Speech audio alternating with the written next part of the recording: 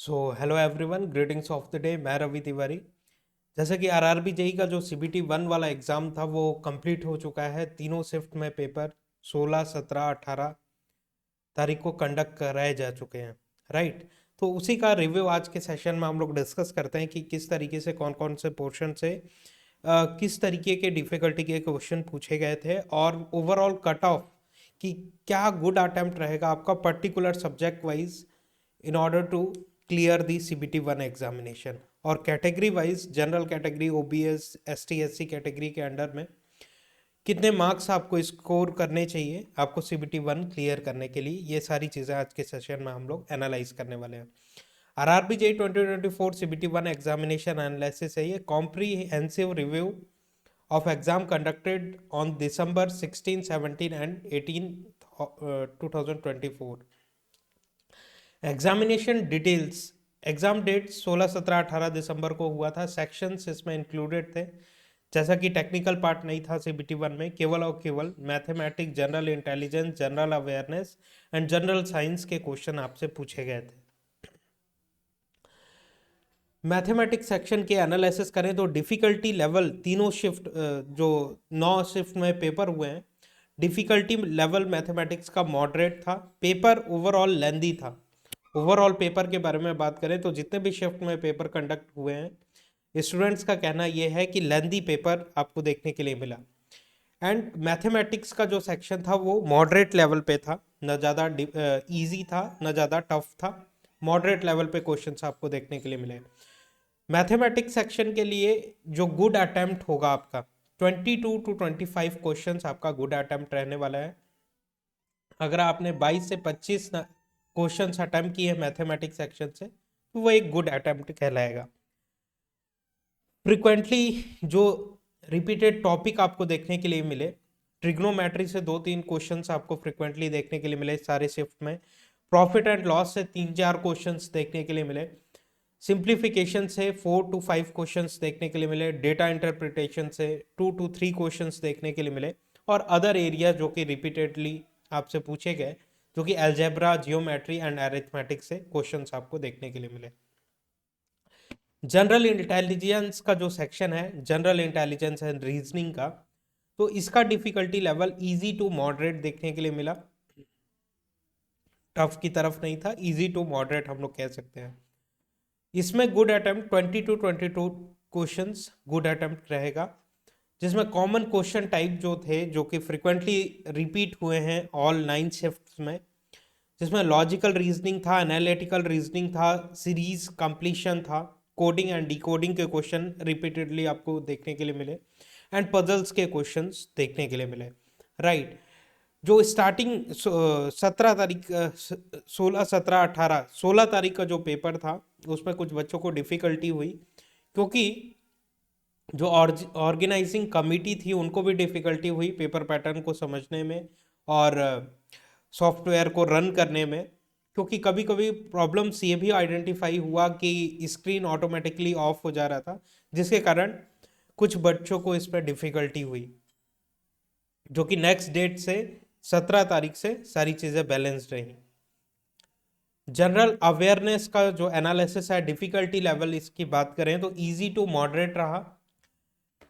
Tough questions नहीं थे general awareness से, इजी टू मॉडरेट आप कह सकते हैं। गुड अटेम्प्ट 8 to 10 क्वेश्चंस रहने वाले हैं। एंड फोकस्ड एरिया जो कि रिपीटेडली आपको रिपीट हुए, करंट अफेयर से, बेसिक जनरल नॉलेज से एंड रिसेंट इवेंट से एंड स्टैटिक जीके से क्वेश्चंस रिपीटेडली ऑल 9 शिफ्ट में आपको देखने के लिए मिला। जनरल साइंस का जो एनालिसिस है, डिफिकल्टी लेवल इसका मॉडरेट था। गुड अटेम्प्ट 24 to 26 क्वेश्चंस आपको देखने के लिए मिल रहे हैं यहाँ से। अगर आपने 24 से 26 क्वेश्चंस अटेम्प्ट किए हैं जनरल साइंस वाले सेक्शन से तो गुड अटेम्प्ट रहने वाला है ये। सब्जेक्ट्स का जो डिस्ट्रीब्यूशन था, फिजिक्स, केमिस्ट्री एंड बायोलॉजी से क्वेश्चंस थे जो कि आपने कवर किया होगा। ओवरऑल एनालिसिस के बारे में बात करें, ओवरऑल डिफिकल्टी लेवल मॉडरेट था पेपर का, जितने भी 9 शिफ्ट के पेपर कंडक्ट किए गए थे। And total good attempts all shift में अगर हम लोग बात करें नॉर्मलाइज करके तो 75 to 80 क्वेश्चंस अगर आपने ओवरऑल अटेम्प्ट किया है तो ये एक अच्छा अटेम्प्ट कहलाएगा। Expected cut off category wise के बारे में बात करें तो जनरल कैटेगरी अगर 65 टू 70 मार्क्स स्कोर करती है तो एक अच्छा स्कोर रहेगा, आप CBT 1 इजिली क्लियर कर सकते हैं। 65 टू 70 मार्क्स का अटेम्प्ट अगर आपने किया हुआ है ओवरऑल, अगर आपका स्कोर आ रहा है CBT 1 में। EWS कैटेगरी 60 टू 65 क्वेश्चंस अगर आपने मार्क्स के क्वेश्चंस अटेम्प्ट किए हैं तो आप सिक्योर हैं CBT 2 अटेम्प्ट करने के लिए। OBC कैटेगरी 55 टू 60 मार्क्स के क्वेश्चंस अगर आपने अटेम्प्ट किए हैं तो आप सिक्योर हैं CBT 2 में इंटर करने के लिए। SC कैटेगरी 50 टू 55 मार्क्स के क्वेश्चंस अगर आपने अटेम्प्ट किए हैं तो आप सिक्योर हैं CBT 2 में इंटर करने के लिए।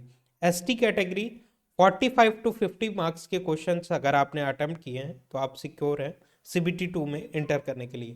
तो एक्सपेक्टेड कट ऑफ इन्हीं के रेंज में रहने वाला है, इससे ज़्यादा वेरी नहीं करेगा। हाँ, हो सकता है 2-4 मार्क्स का डिफरेंसेस हो। तो की टेकवेज की फर्दर जो एग्जामिनेशंस होने वाले हैं आपके, क्या टेकवेज लिया जा सकता है। Balance question distribution across all section था।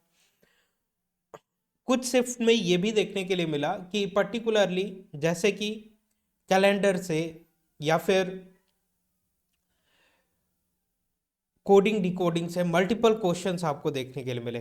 किसी किसी शिफ्ट में ऐसा भी देखने के लिए मिला कि केवल एक ही क्वेश्चन, 2 क्वेश्चन ना पूछ के 3-4 क्वेश्चन रिपीटेडली उसी पर्टिकुलर टॉपिक से, एक टॉपिक से। आई थिंक 17 तारीख के पेपर में बच्चों का ये रेस्पॉन्ड रहा कि रिपीटेडली एक ही टॉपिक से मल्टीपल क्वेश्चंस देखने के लिए मिले आपको, right.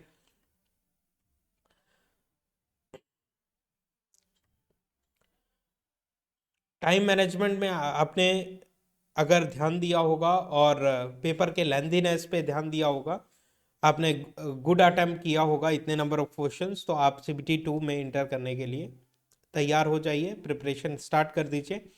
Important areas to focus for future preparation हम लोग ऑलरेडी डिस्कस कर चुके हुए हैं कि कौन कौन से सेक्शन को आपको रिपीटेडली क्वेश्चंस देखने के लिए मिले, राइट।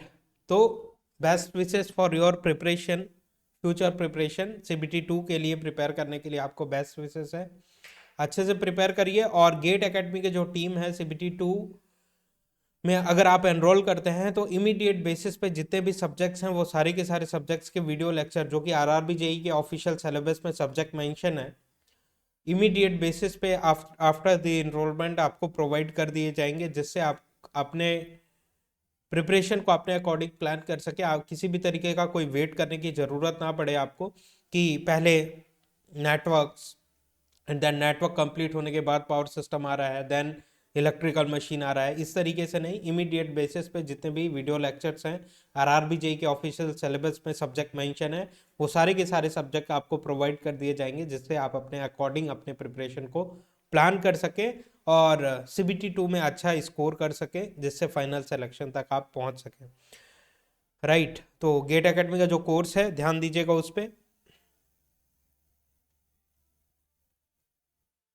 एंड नेक्स्ट सेशन से हम लोग अभी CBT 2 की YouTube पे भी क्लासेस रनिंग देखने के लिए मिल रही हैं। जो भी प्रैक्टिस हैं आपको क्वेश्चंस मिल रहे होंगे, और जो भी कॉन्सेप्चुअल अंडरस्टैंडिंग है, इलेक्ट्रिकल मशीन्स हम लोग ऑलमोस्ट कवर कर चुके हुए हैं, DC मशीन में एंटर करने वाले हैं, और synchronous transformer and induction machine both single phase and 3 phase cover कर चुके हुए हैं।